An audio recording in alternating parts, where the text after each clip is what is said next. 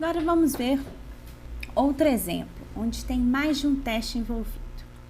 Quero fazer um algoritmo que solicite dois números. Aqui eu quero fazer uma divisão, dividendo dividido por divisor. Eu sei que não existe divisão por zero, então o primeiro teste que eu vou fazer é se o usuário informou um divisor zero. Se o divisor informado for zero, eu vou informar uma mensagem operação ilegal e fim de programa. Caso o divisor informado não for zero, eu posso fazer a divisão. Eu faço a divisão, mostro o quociente e verifico se a divisão tem resto. Caso a divisão tenha resto, eu mostro o resto. Caso não tenha resto, fim de programa. Vamos ver como fica esse fluxograma? Olha que bacana. Vou pedir dois números. O primeiro é o dividendo e o segundo é o divisor. Então, vou ler dividendo e divisor. Primeiro teste. Esse divisor é igual a zero? Se sim, eu mostro a mensagem operação ilegal e fim de programa. Não posso fazer mais nada. Se não, quer dizer que o usuário informou um divisor diferente de zero e eu posso fazer a divisão. Então, eu faço a divisão, mostro o quociente, o resultado dessa divisão, faço o resto. Se o resto for diferente de zero, eu mostro o resto e fim. Se não, não faço mais nada. Fim de programa. Então, prestem atenção. Nesse caso, eu tenho duas caixas de decisão. Eu só faço a divisão caso a caixa de decisão primeira for não, esse teste for negativo. E aí eu tenho um outro teste dentro do caminho do não. Então, olha como fica no Portugal. Vou ler os dois números, dividendo e divisor, e faço o primeiro teste. Se divisor é igual a zero, lembrando que aqui no Portugal eu uso apenas um igual, eu vou mostrar operação ilegal e fim de programa. Se não, quer dizer que o divisor não foi zero. Aí eu vou fazer a divisão, vou mostrar o quociente, vou fazer o resto e testar o resto. Então, vejam que o se está dentro do senão, igual no fluxograma, que eu tinha um teste no caminho do não. Se o resto for diferente de zero, então eu mostro o resto. Não tem senão, porque eu não fazia nada no caminho do não. Então, eu fecho o fim se, verifiquem que eu tenho dois sis, então eu tenho que ter dois fins sis. Olha, aqui os fins sis ficaram no final de programa, mas não é sempre assim não. Não pensem que, via de regra, é só contar os sis e tacar um monte de fins si no final do programa, não. O se acaba... O fim si tem que ser colocado quando acabar a estrutura completa do si. Então, veja bem, aqui o si terminou aqui, porque eu não tinha mais nada para fazer, eu não tinha um senão. Essa estrutura de si teve um senão, então ele só vai acabar depois que o senão todo acabar. Por isso que o fim si está aqui, ok? Então, sempre verifiquem. Quando acabar a estrutura, coloquem o fim si, nem antes, nem depois. E não se esqueçam do fim de programa.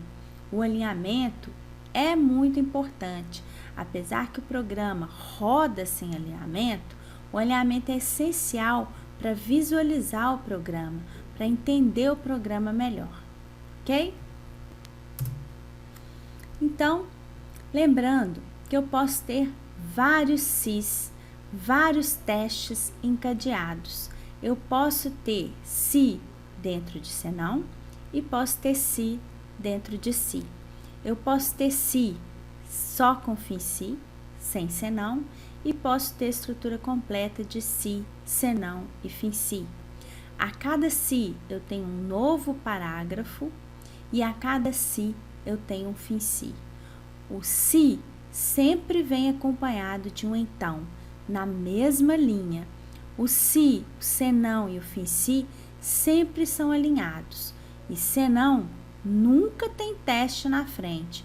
O teste dele é o teste do se. Ele é o caminho do não, do se. Ok? Entenderam? Olhem outro exemplo interessante. Eu quero solicitar um número e saber se esse número é positivo, negativo ou nulo. Então, lembrem-se, quantas respostas possíveis eu tenho nesse programa? 3. Quantas perguntas eu vou fazer? 2. Somente 2. Eu preciso de 2 caixas de teste. Eu posso perguntar se o número é positivo, maior que 0. Eu posso perguntar se o número é negativo, menor que 0. Ou posso perguntar se o número é igual a 0, nulo. Eu vou escolher 2 dessas perguntas para fazer. A ordem delas não me importa. Então, eu tenho várias formas de fazer esse fluxograma. Vejam como eu fiz. Primeiro, eu perguntei se o número era 0. Se for 0, vou escrever nulo.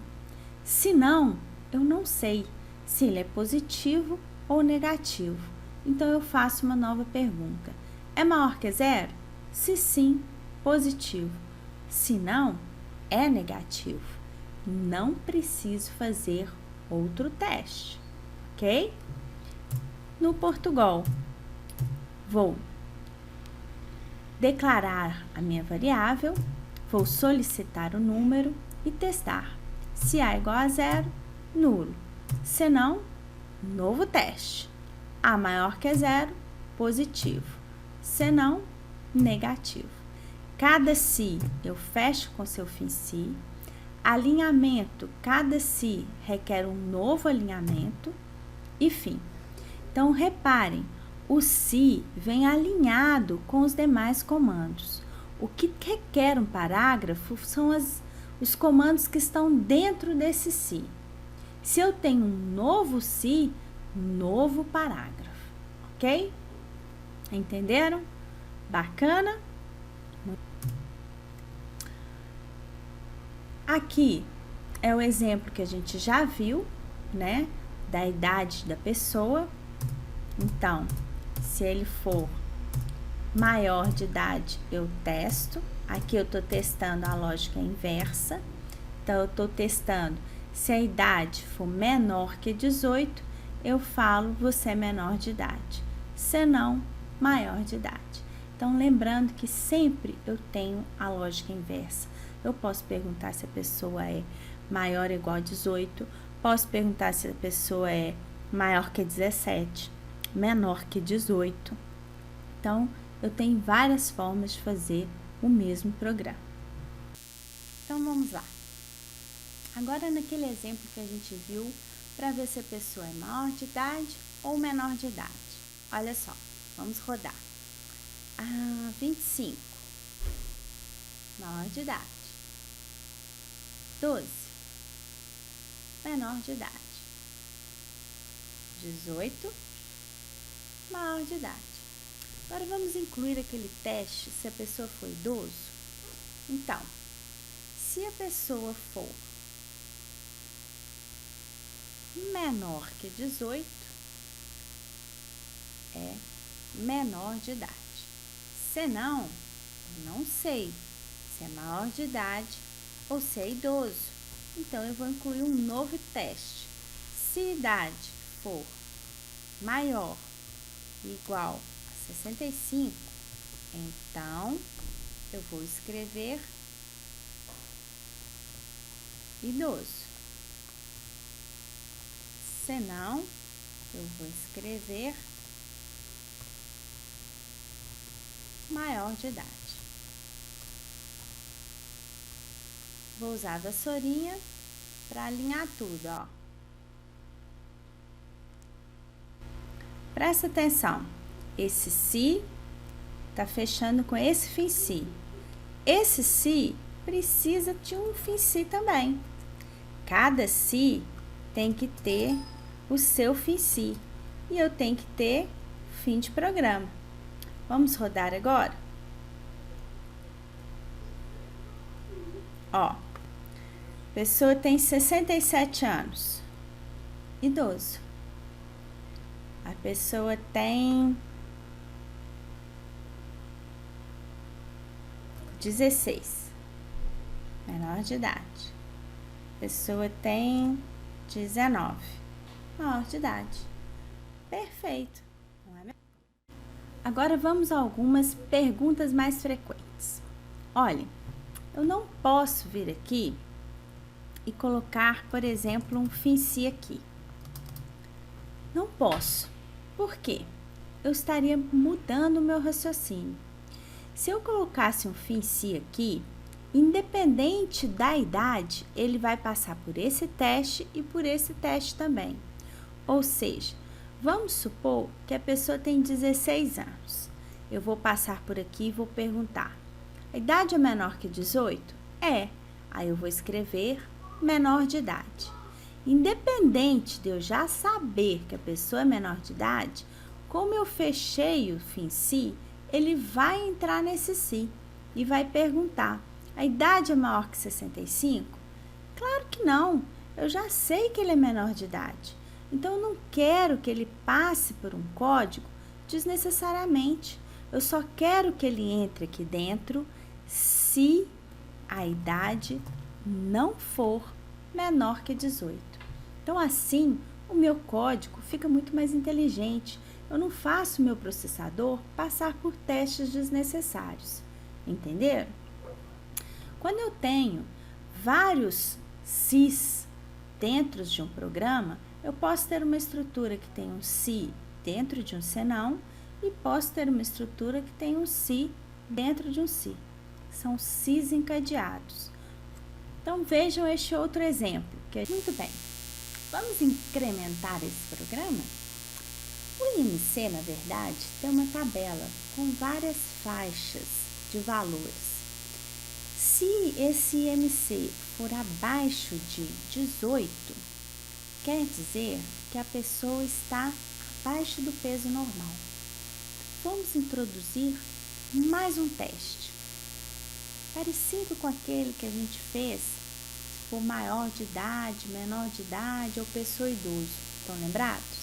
Então, olha só.